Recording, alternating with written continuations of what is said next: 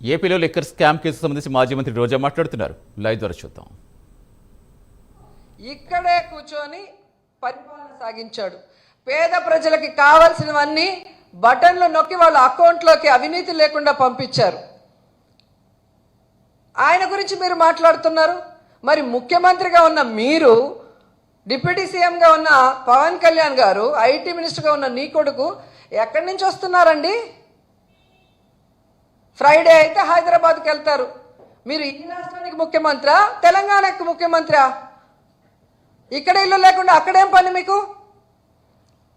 అక్కడ ఇల్లు పట్టుకోవటం వల్లే ఇక్కడ విజయవాడ సగానికి పైగా ఆ రోజు మునిగిపోయింది.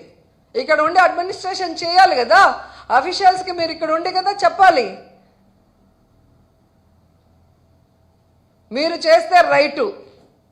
మీరు ముఖ్యమంత్రులుగా ఉండి, డిప్యూటీ సీఎంలుగా ఉండి మీరు హైదరాబాద్లో కాపురం ఉంటారు. మీకు టైం ఉంటే వచ్చి రాజకీయం చేసిపోతారు.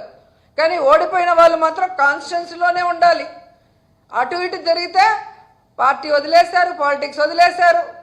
వాళ్ళు చెన్నై పోయారు, వీళ్ళు బెంగళూరుకి పోయినారు, భయపడి పారిపోయారు కేసులకి. ఎన్ని కావాలంటే అన్ని పచ్చ ఛానల్లో చెప్తారు. నవ్వుతున్నారు ప్రజలు. అధికారంలో ఉన్నది మీరు, పని చేయాల్సింది మీరు. మీరు చేయకుండా ఎక్కడో తిరుక్కుంటూ వాళ్ళని మాట్లాడుతున్నారు ఏంటి అని.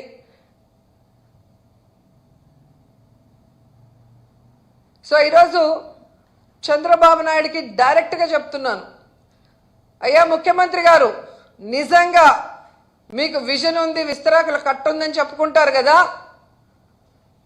నేను పారదర్శకంగా ఉంటానని చెప్పి మైకుల్లో చెప్తావు కదా, తప్పుడు సాక్ష్యాలతో మనుషుల్ని టార్గెట్ చేసి తప్పుడు కేసులు పెట్టి విచారించడం కాదు, ఏవైతే ఆల్రెడీ మీ మీద కేసులు ఉన్నాయో, స్కిల్ స్కామ్ కానీ, స్కిల్ డెవలప్మెంట్ స్కామ్ కానీ, ఫైబర్ నెట్ స్కాము ఏదైతే ఆల్రెడీ సగానికి పైగా జరిగిందో ఆ విచారణ ముందు జరిపిస్తే మీరు ఇప్పుడు చేసే విచారణ నిజమైందని ప్రజలు నమ్ముతారు.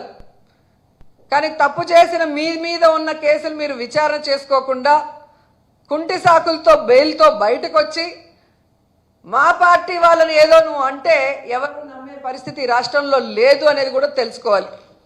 అలాగే మోడీ గారిని రిక్వెస్ట్ చేస్తున్నాను, ఈ అమరావతిని తమ ఆదాయ వనరుగా దోచుకునే చంద్రబాబు నాయుడు, ఆయన కుటుంబాన్ని మీరు విచారించాలి.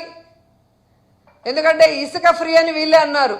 అప్పటికన్నా ఇప్పుడు సిమెంట్ స్టీల్ రేట్లు తక్కువ ఉన్నప్పుడు 36,000 కోట్ల నుంచి 77,000 కోట్లకి ఎందుకు వెళ్ళాయి? ఎందుకు జ్యుడిషియల్ ప్రివ్యూ, రివర్స్ టెండరింగ్ లేకుండా అడ్వాన్స్ మొబిలైజేషన్తో ఎలా దోచుకున్నారు? ఇవన్నీ బయట పెట్టాలి. ఒక ప్రైమ్ మినిస్టర్గా మిమ్మల్ని అందరూ గౌరవిస్తున్నారు. మీకోసం మీ ఆదేశం, మీరు ఇక్కడికి వచ్చినాకైనా ఆదేశించండి సిబిఐని, లేదా అక్కడి నుంచి అయినా ఈ చంద్రబాబు నాయుడు ప్రభుత్వం మీద సిబిఐ విచారణకు ఆదేశించమని మనస్ఫూర్తిగా కోరుకుంటున్నాను. అండ్ చాలా బాధాకరమైన విషయం ఏంటంటే, వైజాగ్ని పరిపాలనా రాజధాని చేయాలని జగన్మోహన్ రెడ్డి గారు కలలు కన్నారు. ఆ వైజాగ్కి